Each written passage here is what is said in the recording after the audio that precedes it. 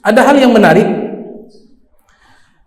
itu Imam Bukhari, Imam Muslim belajar selama 5 tahun, dan Imam Muslim mengatakan guru saya yang paling utama diantaranya adalah Imam Bukhari. Tapi di dalam Sahih Muslim tidak ada Imam Bukhari punya hadis yang diriwayatkan dibanding guru-guru lainnya. Dan guru beliau yang kedua, ada guru besar di kota Naisabur, namanya Al-Imam Az-Zahli atau Az-Zuhli. Ada yang mengatakan Az-Zahli atau Az-Zuhli. Itu pun tidak disebutkan di dalam Sahih Muslim, padahal Imam Muslim itu belajar di daerahnya, di kotanya itu kepada Imam Zuhli. Jadi aneh, guru yang lainnya disebutkan. Satu pun tidak ada riwayat Imam Bukhari dalam Sahih Muslim, dan satu pun tidak ada riwayat daripada Imam Az-Zuhli atau Az-Zahli. Nah, di sini ulama coba teliti. Ternyata ada riwayat, ada peristiwa. Itu disebutkan di dalam kitabnya Ibnu Khalqan. Jadi Imam Bukhari ini datang ke Naisabur, kotanya Imam Muslim. Imam Bukhari tinggal di Naisabur selama kurang lebih 5 tahun. Ketika Imam Bukhari tiba di Naisabur, Imam Muslim ada di Naisabur. Al-Imam Az-Zuhli juga ada. Al-Imam Az-Zuhli juga pernah belajar kepada Imam Ahmad bin Hanbal. Al-Imam Az-Zuhli ketika menyambut kedatangan Imam Bukhari, karena sudah memiliki situn syarif, punya reputasi yang mulia, reputasi yang agung Imam Bukhari, datang disambut sama Imam Zuhli. Apa Imam Zuhli katakan kepada murid-muridnya? Isma'u min hadza rajulus saleh.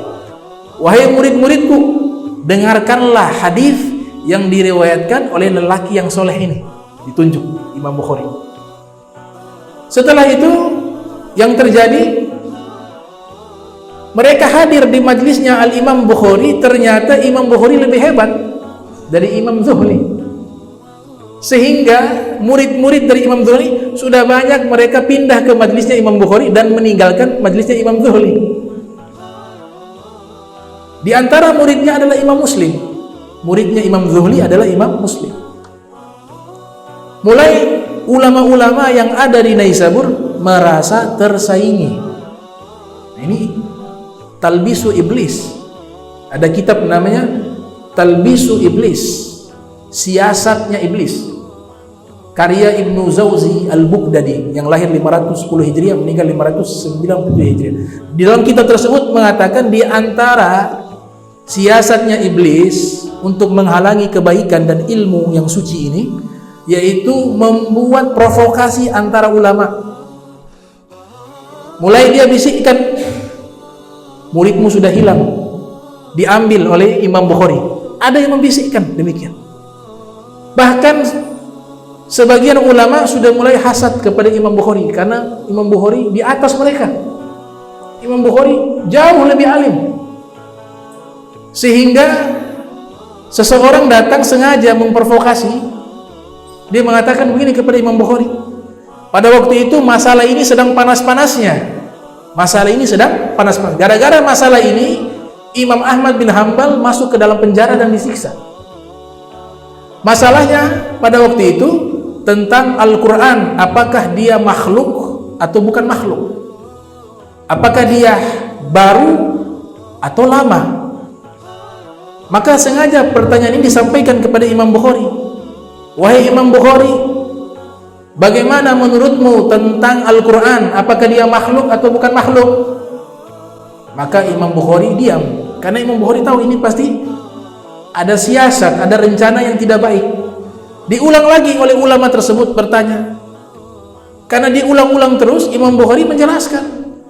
Imam Bukhari mengatakan lafaz dari Al-Quran itu makhluk, tapi Al-Qurannya itu bukan makhluk. Lafaz, kita baca Al-Quran, Al-Quran keluar lewat suara kita, itu makhluk. Bukan Al-Qurannya, tapi lafaz yang kita ucapkan itu makhluk. Al-Quran yang ada saat ini berupa mushaf makhluk, karena terdiri dari kertas dan tulisan. Tapi Al-Qurannya bukan makhluk, itu beda.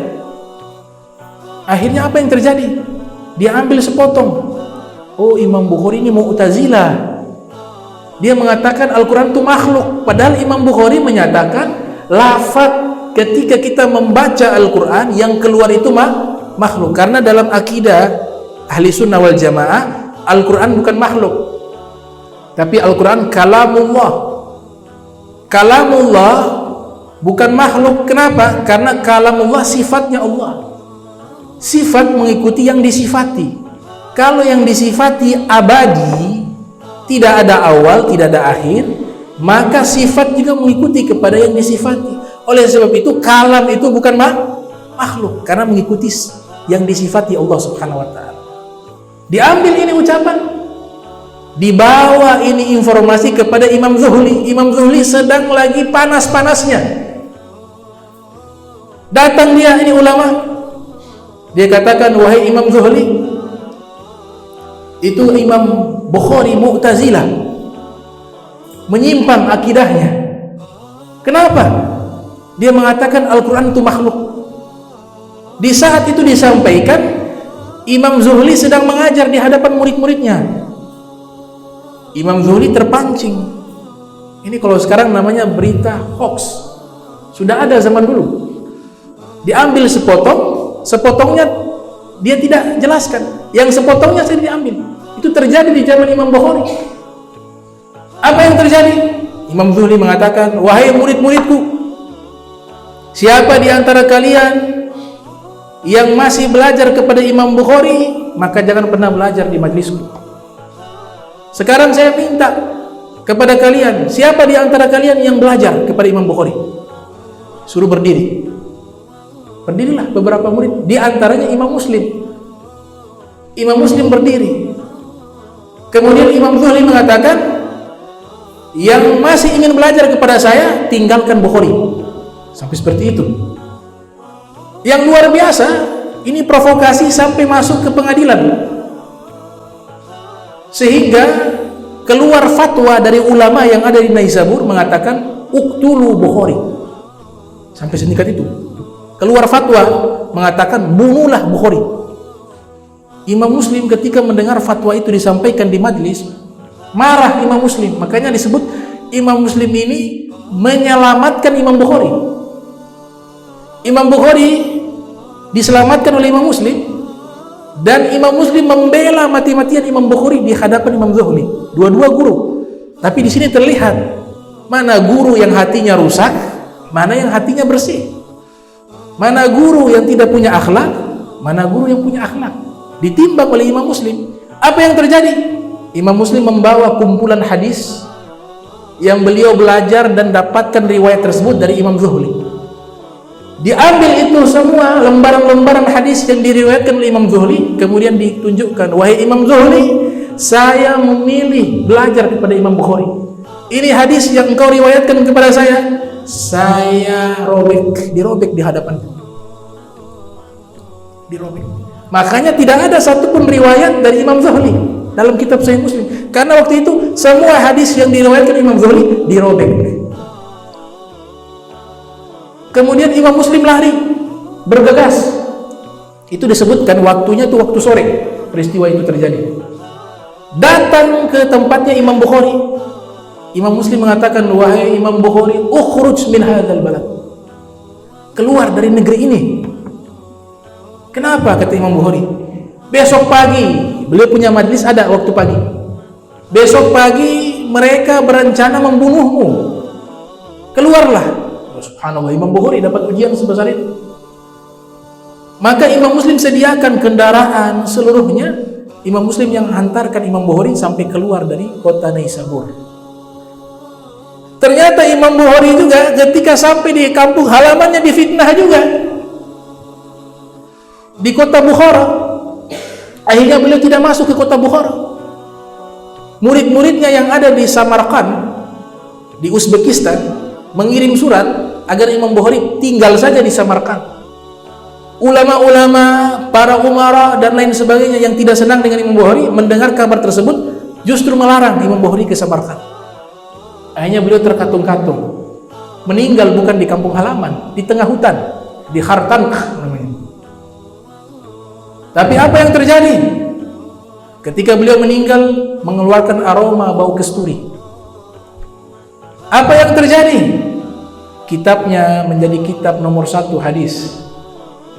Apa yang terjadi? Pahala mengalir kepada beliau ribuan tahun sampai sekarang. Karena beliau lahir tahun 194, meninggal 256 Hijriah. Sampai sekarang kitabnya kita sebutkan Sahihul Bukhari, Sahihul Bukhari. Itu pahala mengalir kepada beliau. Luar biasa. Imam Muslim sangat cinta kepada Imam Bukhari. Itu disebutkan. Adapun alasan Imam Muslim tidak memasukkan Imam Bukhari, ada 2 alasan. Ada kitab Mustalahul Hadis karya Imam Zahabi namanya Al-Muqazzat. Al-Muqazzat, kitab Mustalahul Hadis karya Imam Zahabi. Dalam kitab tersebut disebutkan Imam Bukhari ketika tiba di kota Naisabur di tahun sekitar 250 Hijriah, itu Imam Muslim sudah selesai menyusun kitab Sahih Muslim. Karena Sahih Muslim itu selesai pada tahun 250 Hijriah. Imam Muslim meninggal 250 Hijriah, Sahih Muslim sudah selesai. Imam Bukhari datang ke Naisabur pada tahun 250. Bertepatan sudah selesai baru Imam Bukhari datang, sehingga hadis tersebut tidak ada dalam kitab Sahih Muslim. Bukan karena Imam Muslim tidak mau menerima Imam Bukhari, tidak, tapi sudah selesai kitab tersebut baru Imam Bukhari datang, tiba ke kota Naisabur. Sampai seperti itu para ulama meneliti.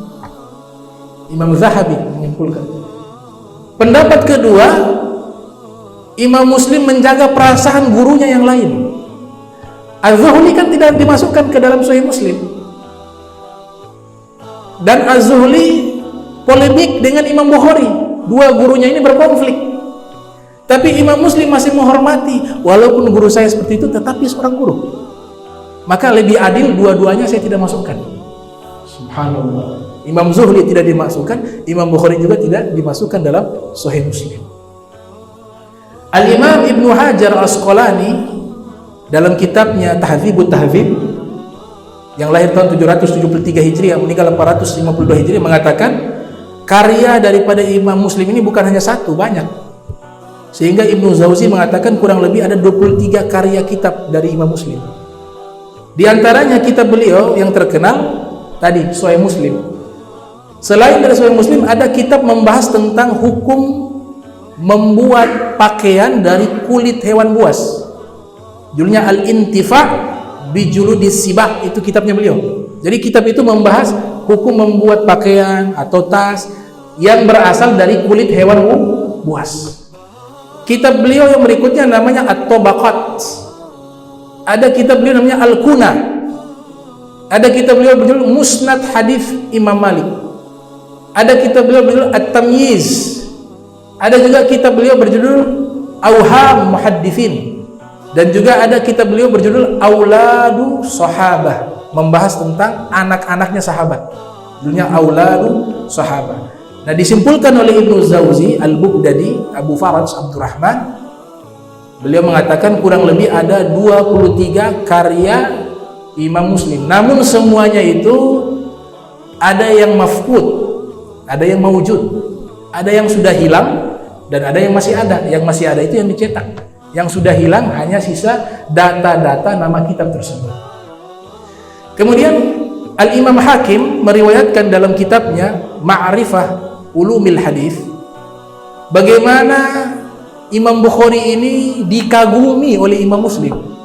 Tadi disebutkan Imam Bukhari datang ke Naisabur, Imam Muslim sudah menjadi ulama, sudah terkenal, tapi tidak menghilangkan gengsi, mengetahui bahwa Imam Bukhari ini jauh lebih alim, lebih soleh, maka beliau jadikan sebagai guru. Sampai diriwayatkan ada satu hadis Imam Muslim sulit menemukan hadis tersebut, sanadnya juga beliau tidak temukan, matannya juga beliau kurang pahami secara mendalam. Beliau datang menemui Imam Bukhari, kemudian bertanya kepada Imam Bukhari tentang hadis tersebut. Imam Bukhari menjawab dengan sangat spesifik, sangat rinci. Ini sanadnya di sini, sanadnya di sini, ini sanad kedua, ini sanad ketiganya, ini sanad keempatnya. Dijelaskan. Ini orangnya tinggal di sini, meninggal di sini, lahirnya di sini, belajar sama ini. Disebutkan secara rinci. Kemudian isi hadisnya dijelaskan. Imam Muslim terheran-heran. Masya Allah. Apa yang terjadi? Imam Muslim katakan, da'ani hatta uqabbila rijlaika ya ustazal asatizin wa sayyidal muhaddithin wa tabibal hadis fi ilalih. Wahai sang maha guru, wahai pemimpin ahli hadis, wahai dokter terhadap hadis-hadis yang illat, yang ada penyakitnya, izinkan saya Imam Muslim mencium kakimu. Dicium kakinya Imam Bukhari oleh Imam Muslim. Dalam satu riwayat, kadaya beki wa yukhabbilu jabinah. Riwayat kedua, sebelum mencium kedua kaki Imam Bukhari, itu beliau mencium jidatnya Imam Bukhari, keningnya Imam Bukhari, hampir meneteskan air mata. Sebagai bentuk ta'zim kepada ahli hadis, mereka dimuliakan oleh Allah Subhanahu wa taala, apalagi al-Imam Bukhari rahimahullah. Kemudian Al-Imam Az-Zahabi meriwayatkan, saking tergila-gilanya Imam Muslim tentang ilmu hadis, khususnya hadis Nabi Muhammad SAW, daripada riwayat-riwayat hadis beliau, itu pernah diadakan satu seminar membahas hadis Nabi Muhammad SAW. Ternyata ada pertanyaan disodorkan kepada Imam Muslim tentang satu hadis yang Imam Muslim tidak tahu hadis tersebut, satu saja disodorkan kepada Imam Muslim. Imam Muslim mengatakan, saya tidak tahu ini hadis.